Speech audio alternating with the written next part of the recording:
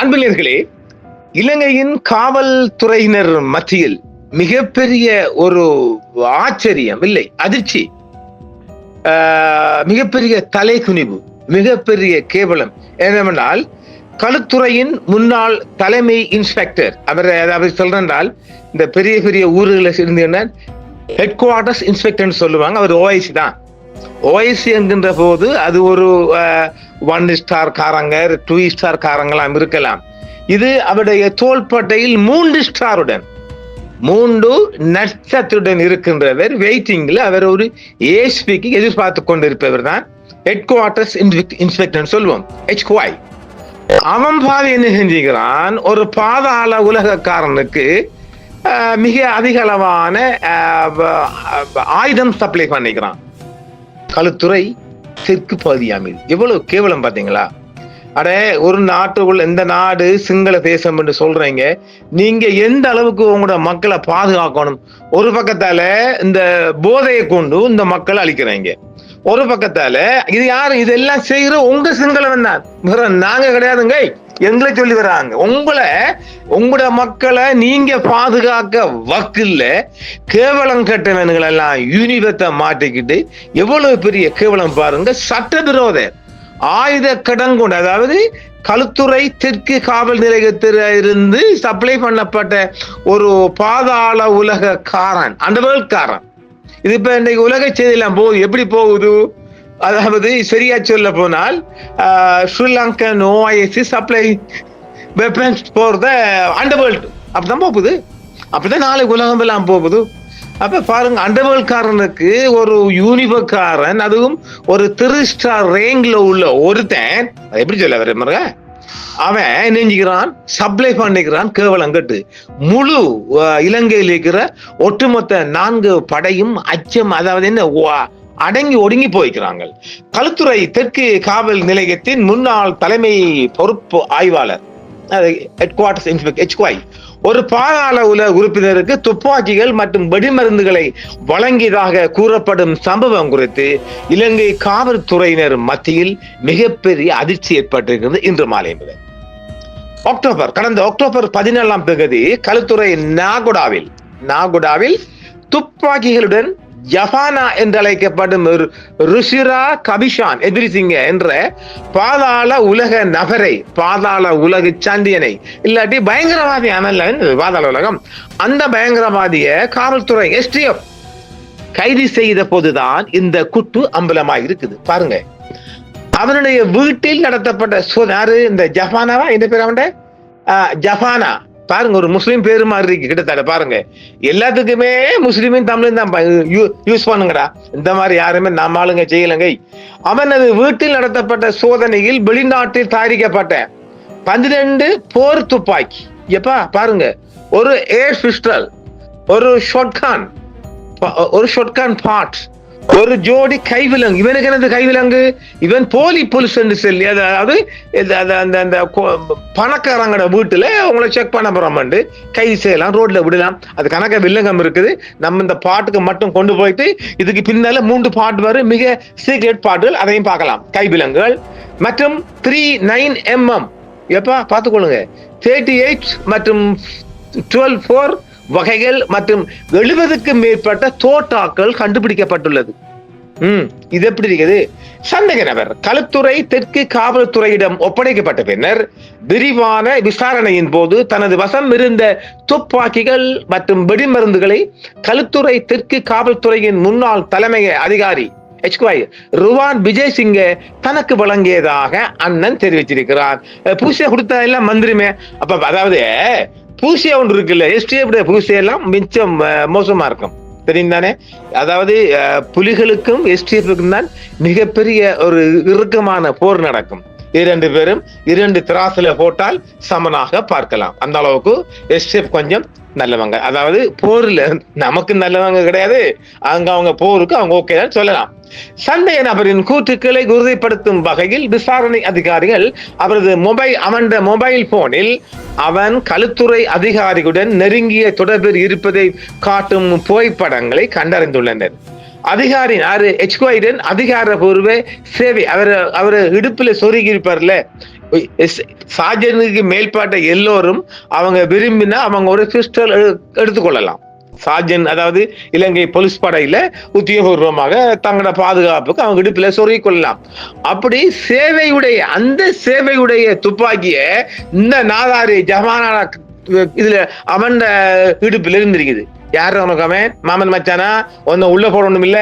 இந்த வெளிப்பாடுகளை தொடர்ந்து களுத்துறை தெற்கு காவல்துறையின் தற்போதைய தலைமை அதிகாரி இப்ப இருக்கிற ஆக்டிங்ல இப்ப பெர்மனன்ட் ஆள் போட்டாச்சு இல்ல HY நாலக குணசேகர் உடனடியாக உள் விசாரணை தொடங்கி இருக்கிறார். அவர் ஒரு இன்டர்வியூ பார்க்கணுமில்லே என்னென்ன ஆயுதம் அவர் ஆமர்ல இருந்து ஆமர்ல இருந்து அவங்க ஆயுத கிடங்கு அவங்களோட ஆயுத கிடங்குல இருந்து எத்தனை ஆயுதங்கள் வந்திருக்குது, எந்த ஆயுதம் போயிருக்கு, யார் யாருக்கு போயிருக்குன்றது அந்த பேப்பர்ஸ் எல்லாம் கவர் பண்ணி போகக்குள்ள ஒரு ஷார்டேஜ் வரும். அதை பார்க்கலாம் இல்ல, அதையெல்லாம் பார்க்க போறாங்க.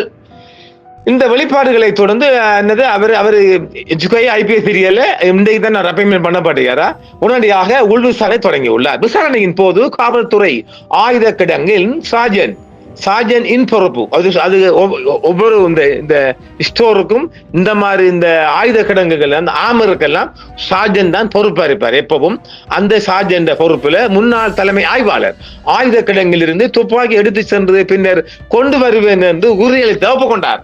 யார் அதாவது அந்த ஆயுத கிடங்கு சார்ஜன் இருப்பார்ல, அவரு அங்க ஒபிஷியலா யாரு ஆயுதம் கொடுத்தாலும் அவங்கள பேரையும் நம்பரையும் போட்டுட்டு எழுதிட்டு சைன் வாங்கிருப்பாங்க.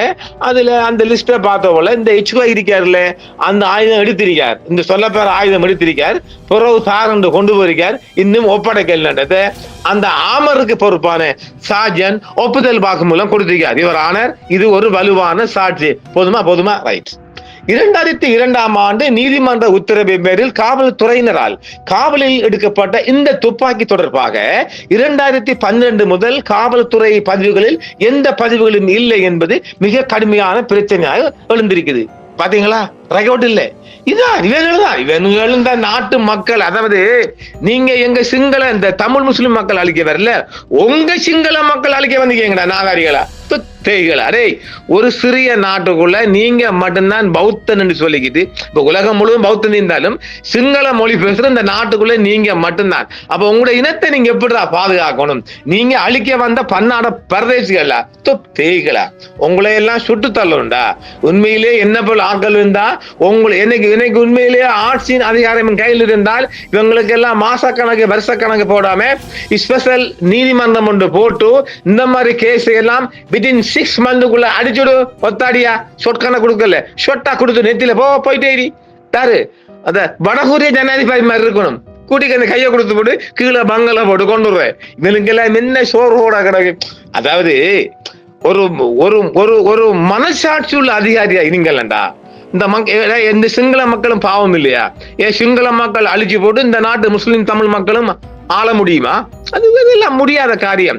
எனவே சிங்கள மக்களை பகைச்சிக்கு வாழ்ந்தாலும் அவங்களை அழிச்சுக்கு உங்களை வாழ முடியாது. அதே மாதிரி தமிழ் மக்களை அழிச்சிட்டு இவங்க முஸ்லிம் வாழ முடியுமா? முடியாது இல்ல. பகைச்சிக்கு வாழுவீங்க, ஆனா அழிச்சுக்கு வாழ முடியுமா? ஒருபோதும் முடியாது. அது எந்த காரணம் கூட முடியாது. இப்ப இஸ்ரவேலை அழிக்கணும்ங்கிறாங்க, முடியல அது மாதிரிதான். எனவே இந்த நாட்டு மக்களை இந்த சிங்கள மக்களை அழிக்கிறதுக்குன்னு இந்த நாதாரிப்பா எல்லாம் வந்திருக்காங்க. பாருங்க எந்த அளவுக்கு வந்திருக்காரு. முன்னாள் தலைமை ஆய்வாளர் பின்னர் ரத்னபுரி பகுதிக்கு மாற்றப்பட்டிருக்கின்றார். உடனடியாக அவருக்கு டிரான்ஸ்பர் கொடுத்திருக்கிறாங்க ரத்னபுரிக்கு. இப்ப அவரு வித்தின் 3 டேஸ்க்குள்ள அரெஸ்ட் பண்ணப்பட போறார். அண்ணாச்சி உள்ள கழிதுங்கணும் பார்க்கலாம். முன்ஜாமீன் கோரி அன்டிசிபேஷன் பெல் கேட்டிருக்கிறார். முன்ஜாமீன் கோரி அவர் தாக்கல் செய்த மனு களுத்துறை நீதிமன்றத்தில் அப்ஜெக்ஷன் பண்ணி ரிஜெக்ட் பண்ணப்பட்டிருக்குது, நிராகரிக்கப்பட்டிருக்குது. இந்த சம்பவம் குறித்து களுத்துறை குற்றப்பிரிவு விரிவான விசாரணைக்கு நடத்தி வருகிறது. மேலும் அந்த அதிகாரிக்கு வெளிநாட்டு பயண தடையும் விதிச்சாச்சு. அண்ணாச்சிக்கு பாஸ்போர்ட் பர்ன் பண்ணியாச்சு இல்ல, நாட்டை விட்டு போகாச்சு இல்ல. நீ கம்பி எண்ணணும், உள்ளுக்குள்ள நீ சாத்துப்படணும். வெக்கம் இருக்குல்ல. STF நடவடிக்கையில் சட்டவிரோத ஆயுத கிடங்கு கண்டுபிடிக்கப்பட்டு உயர்மட்ட காவல்துறை தவறான நடத்தை அம்பலப்படுத்தப்பட்டுள்ளது. அக்டோபர் 17 களுத்துறையின் நாகுடா பகுதியில் சிறப்பு படையினரால் ஜபானா எனப்படும் ருசிரா கவிசர் எதிரிசிங்க கைது செய்யப்பட்டதை தொடர்ந்துதான் இந்த சம்பவம் மிகப்பெரிய போலீஸ் ஊழல் ஒன்று வெளியாகியிருக்கப்பட்டதான் இந்த செய்தி கசிந்துள்ளது. நாளை காலை முதல் இந்த செய்தி முழு ஊடகங்களில் வெளிவர வாய்ப்பு இருக்கின்றது. சந்தேக நபர் சட்டவிரோதமாக துப்பாக்கிகளை வைத்திருந்ததற்காக கைது செய்யப்பட்டார். இது பின்னர் ஒழுங்கமைக்கப்பட்ட குற்றத்திற்கும் சட்ட அமலாக்கத்திற்கும் இடையிலான மிகவும் குழப்பமான தொடர்பை நோக்கி புலனாய்வாளர்களை இட்டுச் சென்றுள்ளது. சந்தேக நபரின் வீட்டில் நடத்தப்பட்ட சோதனையின் போது வெளிநாட்டு தயாரிக்கப்பட்ட நாம ஏற்கனவே சொன்னோமில்ல அந்த ரக துப்பாக்கிகளும் ஏற்கனவே அதாவது 12 துளை துப்பாக்கிகளாம் அது வேற அம்பிட்டு இருக்குது. இப்ப பாருங்க எந்த மாதிரி பாட்டு ஆக்கள் கையில எந்த மாதிரி ஆக்கள் கொடுக்குறாங்க. மீட்கப்பட்ட அனைத்து பொருட்களும் மேலதிக விசாரணைக்காக களுத்துறை தெற்கு காவல்துறையிடம் ஒப்படைக்கப்பட்டிருக்கின்றது. இதில் வேடிக்கை என்னவென்றால் விசாரணையில் இந்த ஆயுதம் முதலில் 2002ஆம் ஆண்டு நீதிமன்ற உத்தரவின் கீழ் போலீஸ் காவலில் வைக்கப்பட்டது என்று கண்டறியப்பட்டாலும் 2012க்கு பிறகு எந்த பதிவும் இல்லை என்றும் இது சாத்தியமான சேதப்படுத்தல் அல்லது மறைத்தல் ஆகியவற்றை குறிக்கிறது என்று கண்டறியப்பட்டது. அதாவது இனி அது டேமேஜுக்குள்ளேயும் அது போயிட்டு இனி அவ்வளவுதான். சந்தேக நபரின் அதிகாரபூர்வ பி அறிக்கையின்படி முன்னாள் தலைமை ஆய்வாளர் இல்லத்திலிருந்து துப்பாக்கிகள் மற்றும் வெடிமருந்துகளை கொண்டு செல்வதில் மற்றொரு போலீஸ் அதிகாரி உதவியாக கூறப்படுகிறது. இந்த உள் உடந்தையின் அளவை அதிகாரிகள் இப்போது விசாரித்து வருகின்றார்கள். குற்றம் சாட்டப்பட்ட முன்னாள் தலைமை ஆய்வாளர் இப்பொழுது ரெட்டபுர போலீஸ் நிலையத்துக்கு இடமாற்றம் செய்யப்பட்டிருக்கிறார். அவருக்கு வயசு கொடுக்காமல் அவருக்கு வேற என்ன ஒன்று கொடுத்து வைப்பாங்க. கூடிய சீக்கிரம் அண்ணாச்சியை அரெஸ்ட் பண்ண போறாங்க. அதே நேரத்தில் களுத்துறை குற்றப்பிரிவு பிரிவு சிஐடி இந்த வழக்கை தொடர்ந்து நடத்தி வருகிறது. காவல்துறைக்குள் சாத்தியமான ஆயுத கடத்தல் மற்றும் தவறான நடத்தை குறித்த விசாரணைகள் விரிவடைவதால் முன்னாள் அதிகாரிக்கு தொடர்ந்து ஒரு ஸ்பெஷல் இன்கொயரி ஒன்று செய்வதற்கான அனுமதி ஒன்றை ஐஜி அவர்கள் வழங்க இருக்கின்றார்கள் என்றும் வந்திருக்கின்றது. இந்த சமீபத்திய வெளிப்பாடு சட்ட அமலாக்கல் பிரிவுகளுக்குள் ஊழல் மற்றும் குற்றவியல் ஊடுருவல் குறித்த மிகப்பெரிய ஒரு கவலையை மீண்டும் தூண்டியுள்ளதுடன் நாட்டின் காவல் அமைப்புகளில் குறிப்பாக ஆயுத கிடங்கு பதிவுகள் மற்றும் அதிகாரப்பூர்வ ஆயுத பரிமாற்றங்களை கையாளுவதில் பொறுப்பு குரல் மற்றும் சீர்திருத்தங்களுக்கான அவசர தேவையை இந்த சம்பவம் அடிகோட்டு காட்டுகிறது.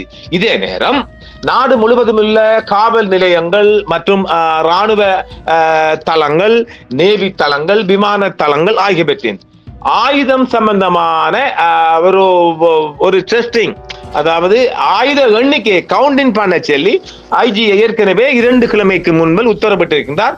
அதன் பிரகாரம் நாடு முழுவதும் உள்ள அதாவது ஆயுத கிடங்குகள் ஒவ்வொரு police, army, navy, air force, SDF எல்லா ஸ்டேஷன்களிலும் இந்த ஆயுதம் சம்பந்தமான கவுண்டிங் பண்ண சொல்லி உத்தரவிடப்பட்டிருக்கின்றது. மெயின் அதாவது பிரதான கொழும்பில் இருந்து யார் யாருக்கு என்னென்ன ஆயுதங்கள் இஷ்யூ அது இது இந்த அதாவது இந்த டேமேஜ் இந்த சேதம் எல்லாம் மைந்தண்ட காலத்துல விளையாடிக்கானுங்கள். மைந்தன் எல்லாத்தையுமே விளையாட கொடுத்தீங்க. ஊழல் கொடுத்துக்கிறான், ஆயுதம் கொடுத்துக்கிறான். இந்த நாட்டை சீரழிக்க வந்த ஒரு கூட்டத்துக்கு இன்னும் ஒரு கூட்டம் நாங்கள்ல எல்லாம் சிங்கள கூட்டம் தான். ஆக இந்த சிங்கள மக்களை அழிக்கத்தானே பிறக்கிறாங்க. சிங்கள மக்கள் அழித்தது பாவம் இல்லையாடா? இந்த நாட்டை அவன் சொல்றாங்க எங்க நாடுன்னு சொல்றீங்க இல்ல, உங்க நாட்டை பாதுகாக்கணுமே இல்லையா? நீங்க உங்க நாடு எங்களை சேர்க்கலையே, நீங்க உங்க நாடு சொல்றீங்க. எங்களை ஒரு நாள் நீங்க சேர்க்க மாட்டேன், எதுலையும் சேர்க்கிறீங்களே. எங்க பார்த்தாலும் இப்பயும் துவேஷம் வருது. இப்ப என்ன அந்த அரசாங்கம் சொல்லிருக்கு இந்த நர்ஸுகளுக்கான அந்த அவங்களோட மத கலாச்சாரம் கொடுக்கலாமண்டு அதுக்கு முன்ன மருந்து காட்டிக்கு வந்துட்டானுங்களே முடியாதுண்டு.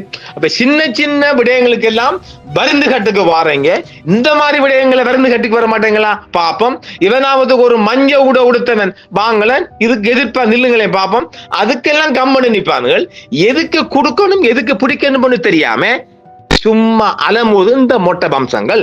எனவே இது ஒரு நீண்ட செய்தியாக இருந்தாலும் இது இன்றைய இலங்கை அரசாங்கத்தின் மத்தியிலும் காவல்துறை மட்டுமல்ல யூனிஃபார்ம் சீருடைகளின் மத்தியிலும் மிகப்பெரிய ஒரு சலசலப்பை ஏற்றிய செய்தியாகத்தான் இந்த செய்தியை நாம் பார்க்கலாம். அதாவது இவன் இந்த ஜப்பானா என்பவன் இந்த ஹெச்காயுடன் மிகப்பெரிய நெருக்கத்திலிருந்து 5 கொடுத்து அள்ளிட்டு போறானே, அதுல இருந்து கொஞ்சம் ஆயுதம் சப்ளை பண்ணி இவன் அதுக்கு மேல மிகப்பெரிய அண்டர்வேர்ல்ட் கிரவுண்ட் பார்ட்டிக்கெல்லாம் அவன் அள்ளி கொடுத்திருக்கிறான். இப்படி ஏகப்பட்ட ஒரு அதாவது என்ன சொல்லுவது, ஒரு மிகப்பெரிய ஆயுத ஊழல்னு சொல்லலாம்.